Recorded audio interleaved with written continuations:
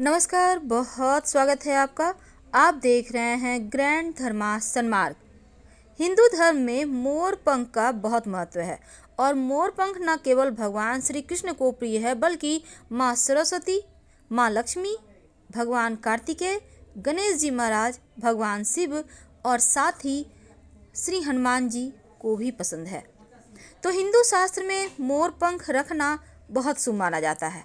मोर पंख कुछ लोग घरों में सजाने के लिए इस्तेमाल करते हैं तो कोई अपनी किताबों में रखता है। लेकिन क्या आपको पता है मोर पंख आपके घर के वास्तु दोष को भी ठीक करता है और ग्रहों की पीड़ाओं से मुक्ति भी दिलाता है। भगवान श्री कृष्ण के माथे पर सजाया जाने वाला मोर पंख जितना खूबसूरत दिखता है उससे कहीं ज़्यादा प्रभावशाली है, क्योंकि इनके बिना तो भगवान श्री कृष्ण जी का श्रृंगार ही अधूरा है, उनका पूजन ही अधूरा है। घर में मोर पंख रखने से बुरी शक्तियों का नाश होता है। तो मोर पंख से जुड़े कुछ अचूक टोटके और 4 जगह घर में मोर पंख जरूर रखना चाहिए। अगर आप 4 जगहों में से कोई एक जगह भी रख लेते हैं तो आपका घर का वास्तु भी समाप्त होता है और ग्रहों के जो बुरे चाल हैं उनसे भी आप बचे रह सकते हैं। तो ग्रहों के अशुभ प्रभाव होने पर आप एक मोर पंख ले लें और 21 बार जो ग्रह पीड़ाएं दे रहे हैं, अब जैसे कि शनिदेव पीड़ा दे रहे हैं, तो एक मोर पंख हाथ में लें और बोलें ओम शं शनिश्चराय नमः, ओम शं शनिश्चराय नमः।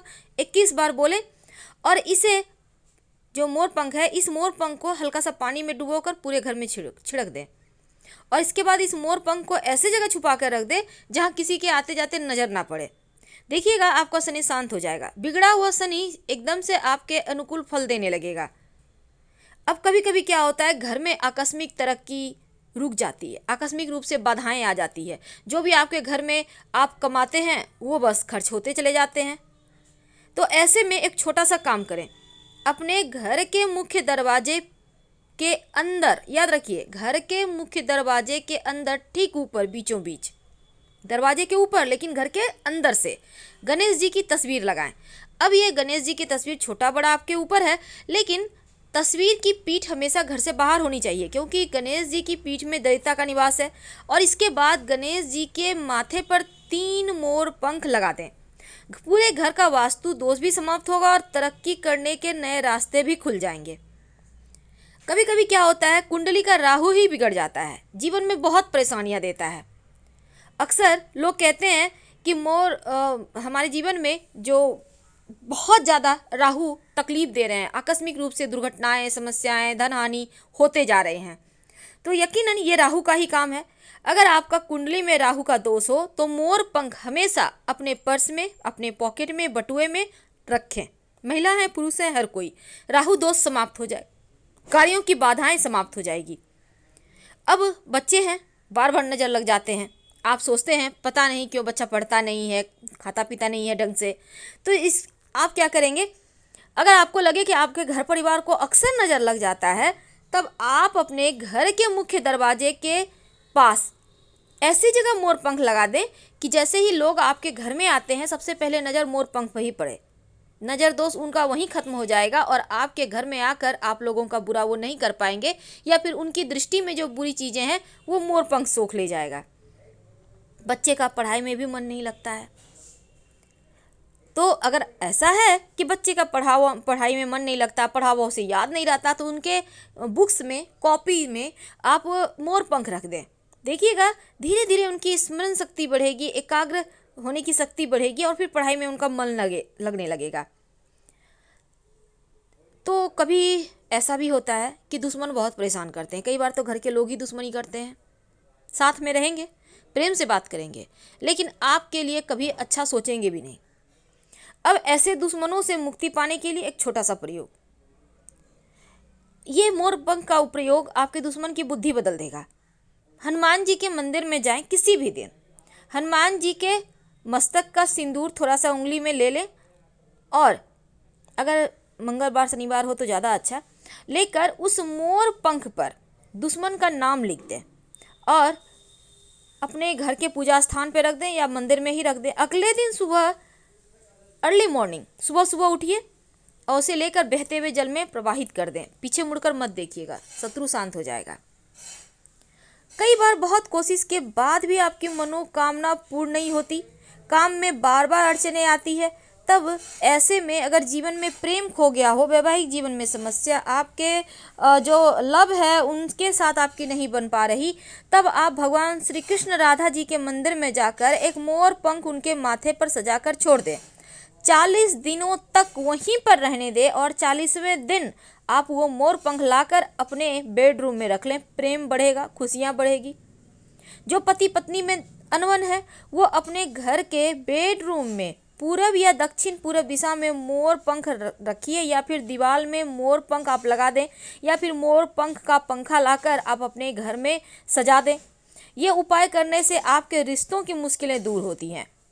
अगर आपके छोटे बच्चे हैं, बार बार नज़र लगते हैं, तो उनके तकिए के कवर में मोर पंख डाल दें, उनके तकिए के नीचे मोर पंख डाल दें, उनके बेड के नीचे मोर पंख डाल दें। आपके बच्चों को नज़र नहीं लगेगी।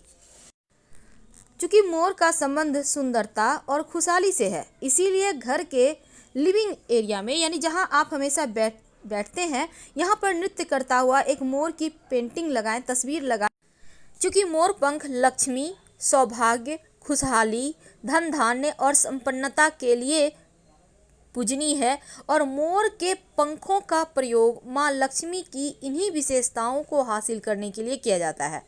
तो मोर पंख को अगर आप बांसुरी के साथ घर में रखें भगवान श्री कृष्ण के पास, तो तस्वीर ये जो आप रख देते हैं उनकी तस्वीर के पास, तो रिश्तों में प्रेम बढ़ता है, सुख बढ़ता है, सौभाग्य बढ़ता है, खुशहाली आती है। मोर पंख जितना खूबसूरत दिखता है ना, उतने ही काम का है। अगर ग्रहों का अशुभ प्रभाव ज़्यादा परेशान करे, तब आप प्रयोग मोर पंख का जरूर कीजिएगा। वैसे तो हर धर्म में मोर पंख का इस्तेमाल करने का विधान है, और मोर पंख का टोटका दुश्मनों को जो वो आपके ऊपर परेशानी डाले हुए हैं या आपके जीवन में परेशानियां क्रिएट करते हैं, तो वो खुद ही अपने जाल में फंस जाएंगे। अगर हमेशा ही बिजनेस में नुकसान हो, बेवजह का पैसा खर्चा हो, परेशानी बढ़ जाए, तो आप अपने घर और दुकान में पूरब दिशा में मोर पंख एक लगा कर रख दें। आप चाहें तो फ्रेम कराकर भी रख सकते हैं। नकारात्मकता खत्म होगी, लक्ष्मी आती है, क्योंकि मोर पंख जहाँ रहता है वहाँ सिर्फ सकारात्मक ऊर्जाएं आती हैं। और अगर लाख कोशिश करने के बाद भी बार बार काम अटकते हो, मनोवांछित फल नहीं प्राप्त हो रहे हो, तो मोर पंख का प्रयोग जरूर कीजिए और अपने घर में ला के रखिए। तो पहला मोर पंख आपको ला के रखना है अपने गणेश जी के तस्वीर के ठीक ऊपर। कहाँ रखना है? घर के मुख्य दरवाजे के अंदर की तरफ से गणेश जी लगाने हैं और उन्हीं के माथे पर मोर पंख सजाना है। दूसरा, आपको ऐसे जगह लगाना है कि आते जाते लोगों का नज़र पहले मोर पंख पर पड़े, बाकी अन्य चीज़ों पर।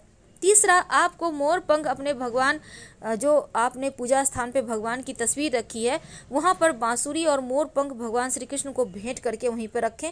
और चौथा, आप अपने बेडरूम में रखें। तकिए के नीचे रखने से बच्चों के लिए बढ़िया होता है। अगर आप चाहते हैं कि आप जल्द से जल्द करोड़पति बन जाए, कहने का तात्पर्य धन इतना रहे कि करोड़पति का मतलब ये नहीं होता है करोड़पति। करोड़पति का मतलब होता है कि इतना पैसा हो कि आप सुकून से जीवन जी सकें, ऐसा न लगे कि आपके पास कुछ नहीं है, बहुत परेशान है, कम से कम अच्छे से लाइफ जी सकें।